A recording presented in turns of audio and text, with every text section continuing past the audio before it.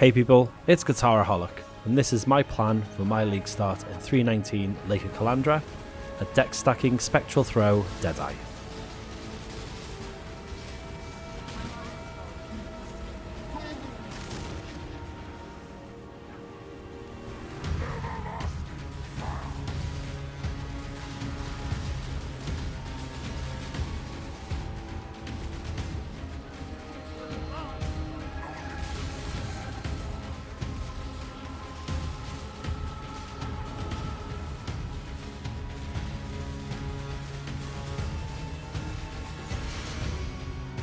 I find that I enjoy Path of Exile the most when I'm trying something new, off meta, and creating a build which challenges me to continue to push my knowledge of the game and try out as many new mechanics as possible.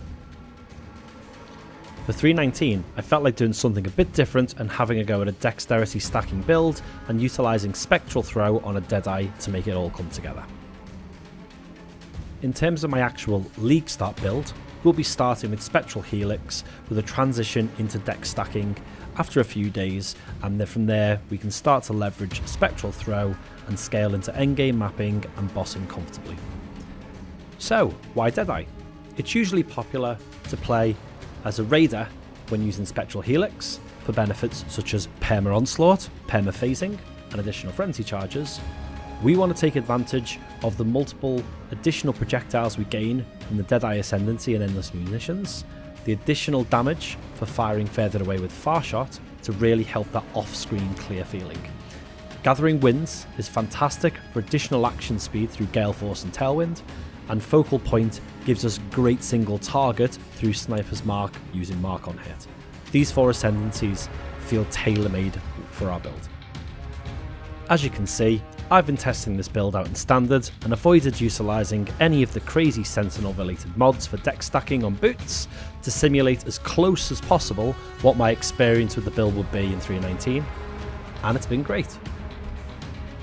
My goals for 319 are to build out a confident mapper able to enjoy multiple layers of content such as Expedition, Delirium and beyond to assist in figuring out the new economic shake-up. With that in mind, I wanted to put together an ongoing project build I can work on throughout the league from start to mirror tier items and see how far this build can really go. If you are interested in following along, I will be posting updates on this build throughout 319 and streaming my progress as we gear this character up.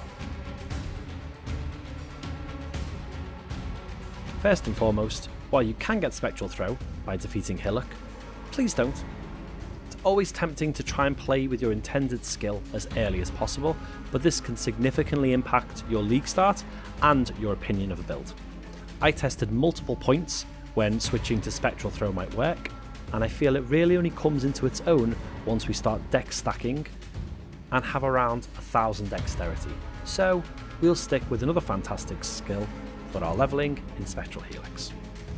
Since we don't pick up Spectral Helix till around the end of Act 1, to start, we will use a 3-link caustic arrow, supported by Pierce and Volley.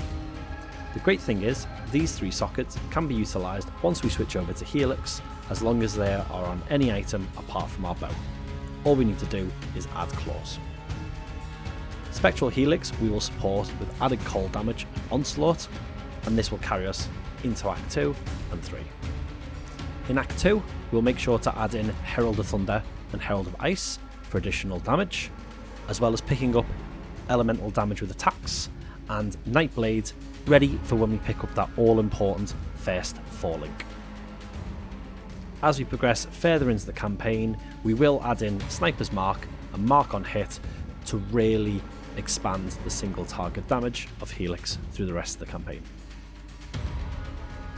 If you feel that Nightblade isn't giving you the extra DPS that you require, you can try out other links such as Bone Chill and Ice Bite to give you that extra punch until you get a better claw.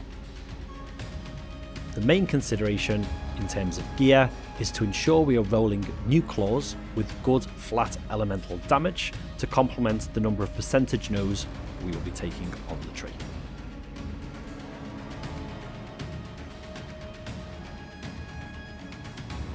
With minimal investment, we can easily take Spectral Helix through the campaign and into our late game mapping, allowing us to focus on Atlas progression and currency generation, ready for our Dexterity goals before we switch into Spectral Throw. Spectral Helix can comfortably get us into T16 mapping and allow us to acquire those early cheap uniques and those additional modifiers on gear we need to make that switch really pop off. Fractal Thoughts was not changed during the 3.19 patch cycle, so we can stick to this for the benefits of the added damage the more we scale our Dexterity. Unfortunately, Wildwrap is no longer in the game, but Briskwrap inherited its increased damage dex scaling modifiers, so while we lose a little bit of attack speed, we just need to make sure we gain this elsewhere. Transitioning into Spectral Throw is based on ensuring we have those two key uniques, that we have our elemental resists, and that we retain at least one high Dexterity roll on each of our rare gear items. Alongside Briskwrap and Fractal Thoughts, we should aim for a Hunter Influence Claw base so we can Essence hit for great flat added cold damage and the 2 to 4 added cold damage per 10 dex prefix on the claw. We want this on an Imperial Claw base to ensure we are focusing on scaling that attack speed. This becomes super important once we switch to Spectral Throw.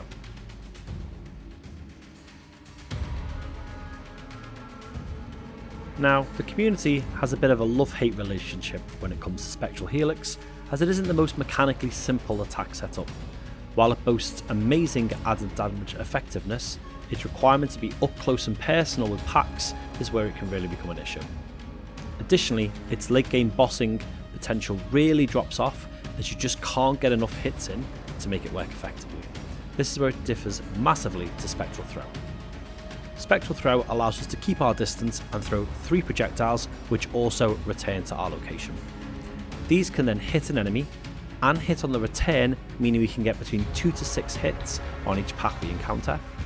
Additionally, if we ensure to keep our attack speed up, it's very easy to hit between 8 and 12 attacks per second, meaning we can be throwing our projectiles at an average of 24 to 36 projectiles every second to completely cover the screen. This can provide a fun and evasive playstyle with great map clearing, and with further investment can be great for bosses such as Maven, Sirus, etc., as demonstrated earlier in the video. This style of play isn't too beginner friendly, so if you're not sure, please don't leaguestart this, but it really matches the type of enjoyment I get out of PoE. It's all about solving challenges and seeing my characters gradually improve alongside my game knowledge over the duration of the league. I have some fun ideas in mind I want to experiment with in the late game, such as testing out Spectral Throw on an Elder Shaper Claw with multiple supports and a Squire for a 10 to 12 league setup. I want to craft an endgame chest to replace Briskwrap while still providing the benefits to our dex scaling, and look at potentially utilising the Uber Forbidden Flesh Flame combination with the notable Fury of Nature with the Call of the Void unique ring to scale chill effect and to help build additional layers of defences into the build. I also think there's an opportunity to scale spell suppression high enough to consider taking acrobatics and test out the old evasion spell dodge style gameplay and see how that feels.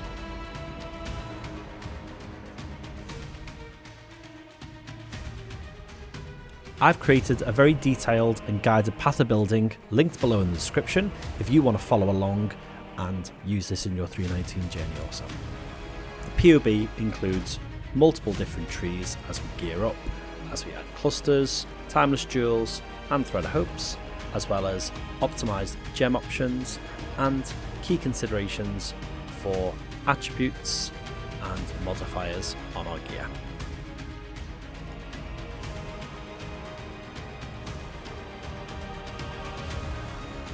As you can tell, I've got a lot of ideas on where I can take this build, and I'm very excited about the potential possibilities.